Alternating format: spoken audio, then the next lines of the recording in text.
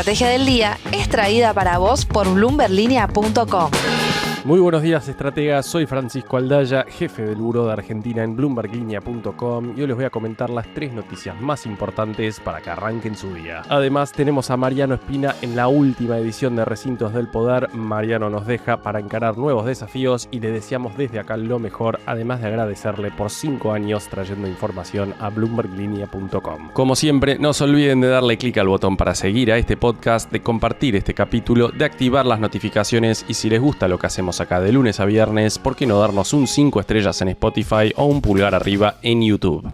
Antes de pasar a las 3 noticias, les comento que ganó la segunda vuelta en Colombia este domingo Abelardo de la Espriella, candidato de derecha que fue felicitado públicamente por líderes y empresarios como Javier Milei, Donald Trump y Elon Musk. Ganó por menos de un punto porcentual, es decir, unos 250.000 votos, en una diferencia mucho más acotada de lo que marcaban las casas de apuestas y encuestadoras, y que llevó a Gustavo Petro a decir que va a esperar al escrutinio definitivo. El rival del derechista de la Espriella, Iván Cepeda, reconoció el resultado del preconteo, pero dijo que va a impugnar unas 33.000 mesas. Las fuentes que consultamos en Bloomberg Línea anoche dijeron que es muy poco probable que haya un cambio entre el conteo preliminar y el escrutinio final, por lo que se confirma un nuevo giro a la derecha y hacia los Estados Unidos en la región. ¿Qué pasará en Brasil en sus elecciones del 4 de octubre? 1.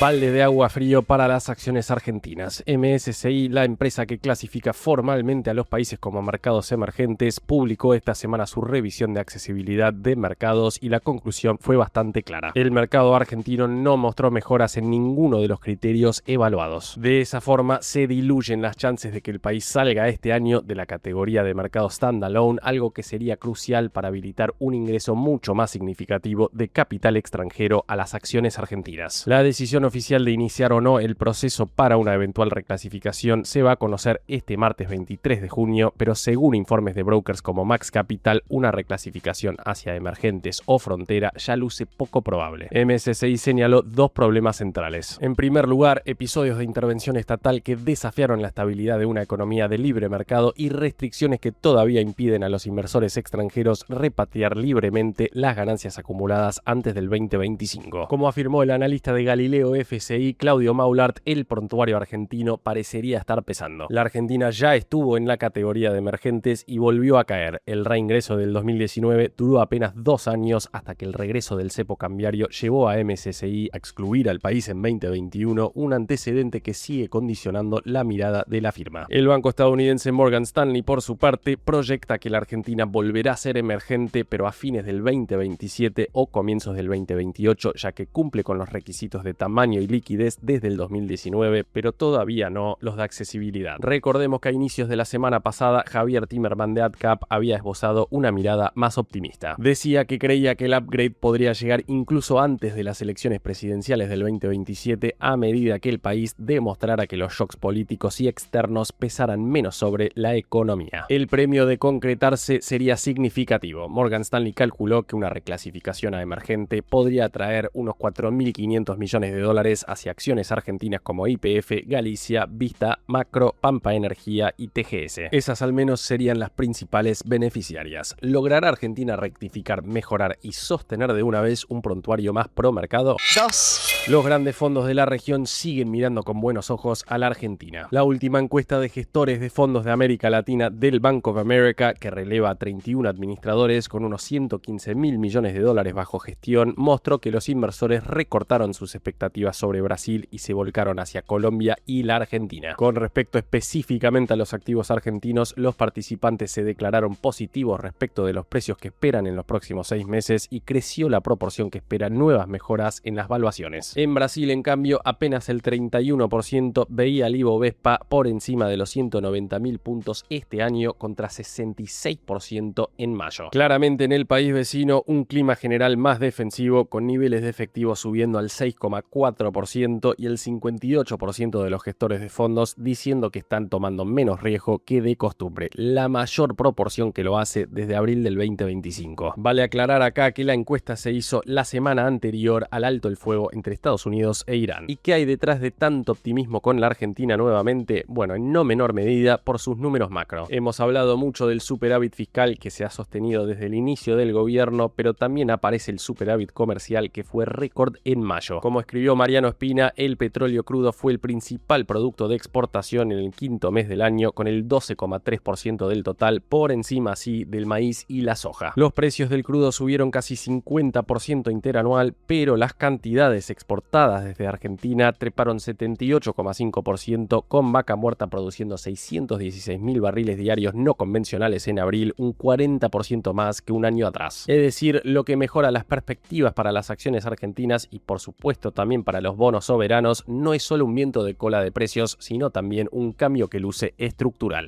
3. Una combinación de señales provenientes del oro, el precio del petróleo, el Bitcoin y la bolsa estadounidense están llevando a algunos analistas a advertir sobre paralelismos con los periodos previos a las crisis financieras de 1929 y el 2008. Esta tesis le pertenece a Mike McGlone, estratega senior de materias primas de Bloomberg Intelligence, que sostiene que varios de los activos que lideraron las subas en los últimos años comienzan a mostrar signos de agotamiento, mientras las valuaciones en Estados Unidos permanecen en niveles históricamente elevados. Su diagnóstico se apoya en tres factores centrales: un precio del oro que alcanzó máximos históricos justo antes de la guerra en Irán, un Bitcoin que comenzó a perder impulso y un mercado petrolero cada vez más volátil. Y como telón de fondo destaca que el market cap de la bolsa estadounidense equivale actualmente a unas 2,6 veces el Producto Interno Bruto, un nivel comparable al observado antes del crack del 29 y muy superior al 1,2 veces registrado antes de la crisis financiera del 2008. En relación al petróleo, McGlone considera que el crudo es uno de los activos con mayor potencial para repetir la dinámica observada en el 2008. Con excedentes de producción en Estados Unidos y Canadá cercanos a los 8 millones de barriles diarios, estima que podría ser necesario un precio de alrededor de $40 por barril para absorber ese exceso de oferta, sin descartar escenarios más extremos cercanos a los $20. En el 2008, el petróleo alcanzó un récord cercano a los $147 por barril, poco antes de que la inflación estadounidense pasara de una tasa anual de 5,6% en julio a una contracción de 2,1% en 2009. Por último, el estratega describió la caída reciente del Bitcoin como un posible caso de contagio de auge y caída y señaló que la actual ola de ofertas públicas iniciales podría recordar al lanzamiento de los ETF de Bitcoin en el 2024. Es que ese hito precedió el máximo del ciclo alcista. Incluso los metales preciosos, uno de los pocos segmentos que marcaron récords este año, comenzaron a perder fuerza. La plata llegó a acumular ganancias cercanas al 60% desde enero, pero para mediados de junio ya retrocedió alrededor de 5%. La conclusión de McGlone no es que una crisis sea inevitable o inminente, sino que varios de los mercados que impulsaron el rally global durante los últimos años podrían estar acercándose a un punto de inflexión.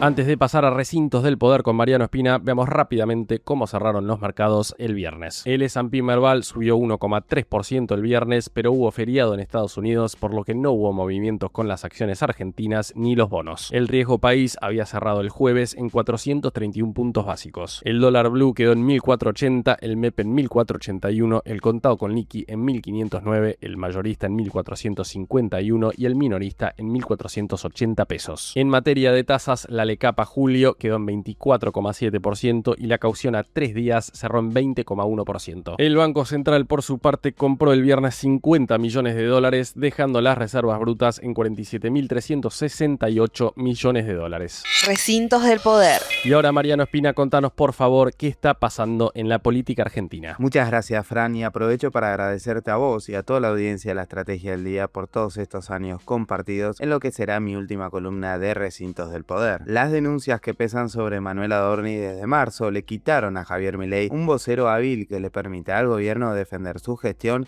y reforzar el relato. El pararrayos se convirtió en fusible y quien estaba designado para defender la gestión pasó a ser el acusado. Ante la necesidad de salir de una posición defensiva, el gobierno designó este viernes al diputado nacional de La Pampa, Adrián Rabier, como nuevo vocero. El economista fue anunciado por su predecesor, Manuel Adorni, tras una reunión entre el jefe de gabinete y el presidente de la Nación en la Quinta de Olivos. Rabier fue apuntado por Milei, pero cuenta con el apoyo del asesor presidencial Santiago Caputo. De esta manera, El presidente busca también compensar la interna oficialista que no cesa. La designación no frena el impulso opositor de remover a Adorni a través de una moción de censura en el Congreso.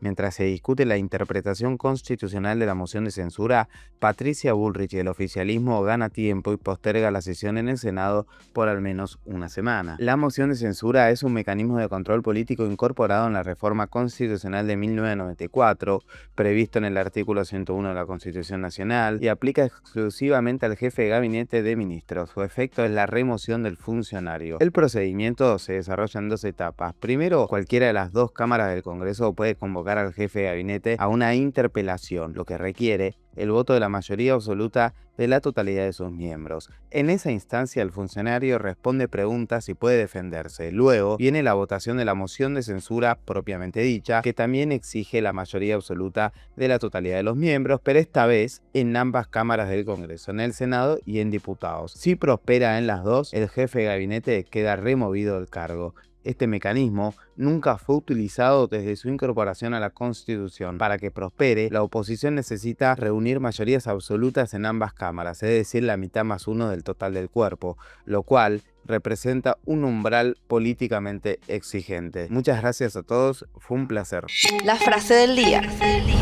Antes de irnos, una señal fuerte en medio de las dudas sobre la continuidad de Manuel Adorni, cuestionado por el origen de su patrimonio. Esto escribió el jefe de gabinete en su cuenta de X el viernes. Reunidos en Olivos con el presidente de la Nación, Adrián Rabier será el nuevo vocero presidencial. Todos los éxitos en esta nueva etapa, Adrián querido. Gran desafío por delante. Serás la voz de quien está haciendo grande a la Argentina nuevamente. Fin. El nuevo vocero es doctor en Economía Aplicada por la Universidad Rey Juan Carlos de Madrid y presidía La Libertad Avanza en La Pampa. Esto fue un nuevo capítulo de la Estrategia del Día Argentina. Yo soy Francisco Aldaya, jefe del Buró de Argentina de Bloomberg Línea, y me podés seguir en X en @franaldaya. No se olviden de darle clic al botón para seguir a este podcast y a la campanita para que se enteren al instante cada vez que sale un capítulo de lunes a viernes. Espero que tengas una gran jornada productiva. Esto fue La Estrategia del Día Argentina, escrito y narrado por Francisco Aldaya. Producido por Arturo Luna y Daniela Hernández. Que tengas un día muy productivo.